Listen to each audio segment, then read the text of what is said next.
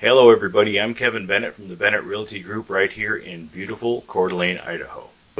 First off, I want to say a big thank you to all those who have commented and responded on our recent videos.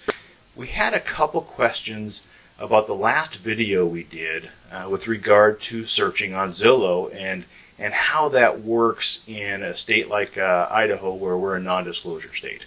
And so some of the questions we have are what tools are available, or what can we do to get some of that information to either help us price our property if we're looking to list it, or put together a offer strategy on what price we should offer.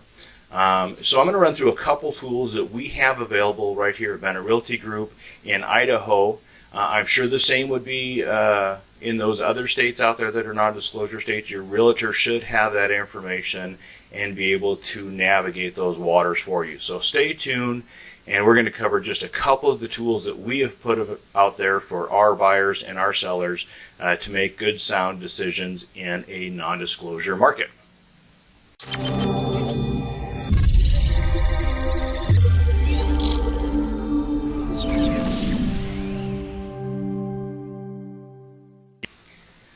Okay, so we have a couple things that we use for people as they're getting ready, like I said, to either make an offer on a property, understand what the market currently looks like, or if you're selling a property, kind of what pricing strategy you may want to incorporate in effectively marketing the home.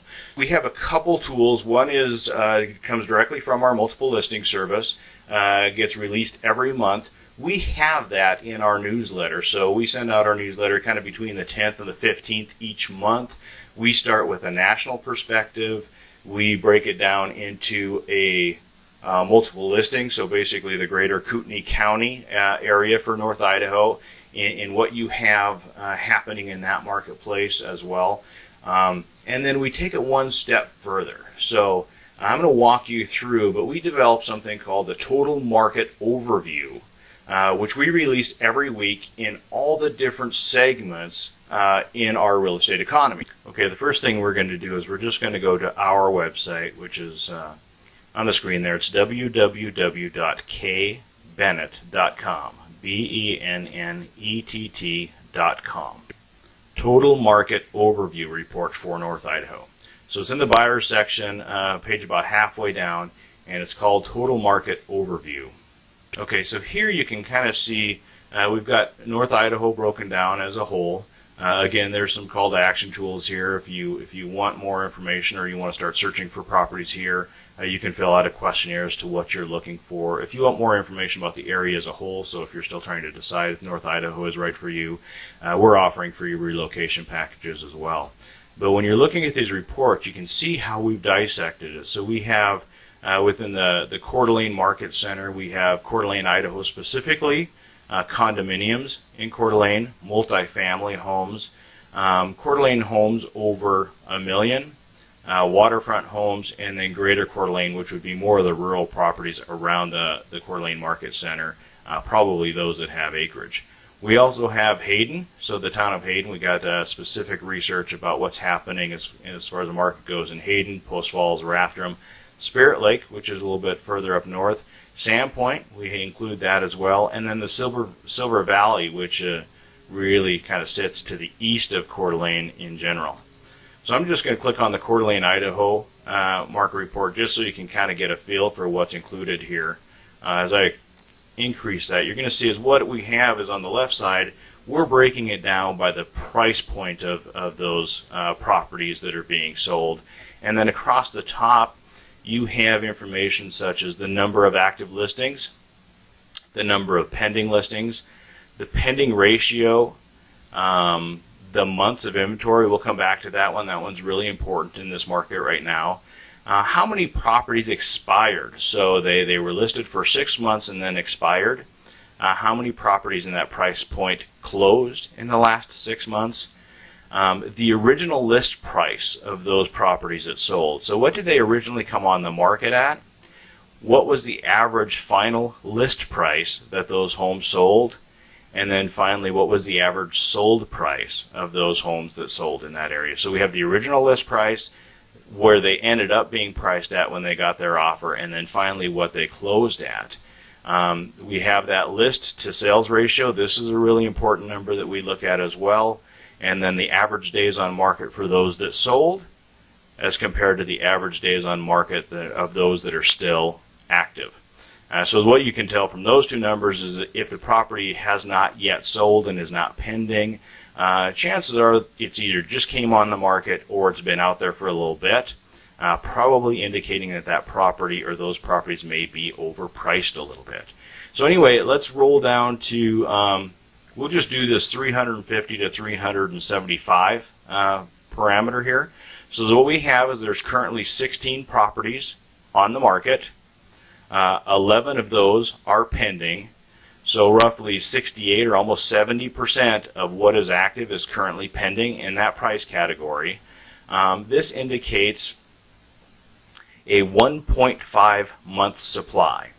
And so why is that important? We were kind of talking about that. Basically, if you're looking at the real estate market as a whole, if you have around a 6-month supply of homes currently on the market, that means you have pretty good inventory. We would identify, 6 is that number. Really, if it's anywhere between 5 and 7, I think is what we would indicate as being a balanced market. When you get below 6 months of current inventory, that is where we identify that as being a seller's market. And then, of course, anything above that 6 months would be a buyer's market. So that just kind of gives us an indication of where we are in the current market cycle with those properties. And then coming over here a little bit further, you can see that on average, those properties, again in that price range, that 350 to 375, the average price that they were originally brought on market was $368,000. They ended up lowering on average their price by about $5,000, so that means they probably got on the market a little bit high. They ended up having to lower their price along the way to about $5,000 before they finally were able to secure an offer. And then on average, those properties closed for around $360,000. And so what this shows you is, and this is a big number too that we focus on a lot, at the end of the day, the properties sold for 99.3% of their final asking price. This is really important as you get, buyers obviously that are saying, hey, you know what, I want to offer a lot less, 90% or 95% of asking price. You can kind of get an idea from here whether or not that might be achievable, just given on what the market is doing as a whole. Likewise, you'll have sellers come out and they'll want to tack on, in this case here, they wanted to go in a little bit higher when they listed the property because they wanted some room to negotiate. The response to that is simply, if you price the property well, you won't have to come down as much as you may think to secure a valid offer. The average days on market that those properties were on the market was 93. Now keep in mind, in Idaho, it takes 30 to 45 days to close a property. So that would tell us that this home was really only on the market for, say 45 days prior to getting an offer, which isn't a whole lot of time. And then those that are still on the market that have yet to get an offer, their average days on market is 101. So that's again an indication that these homes that are currently out there above these points are probably a little overpriced. So anyway, these are available on our website anytime. We update them weekly.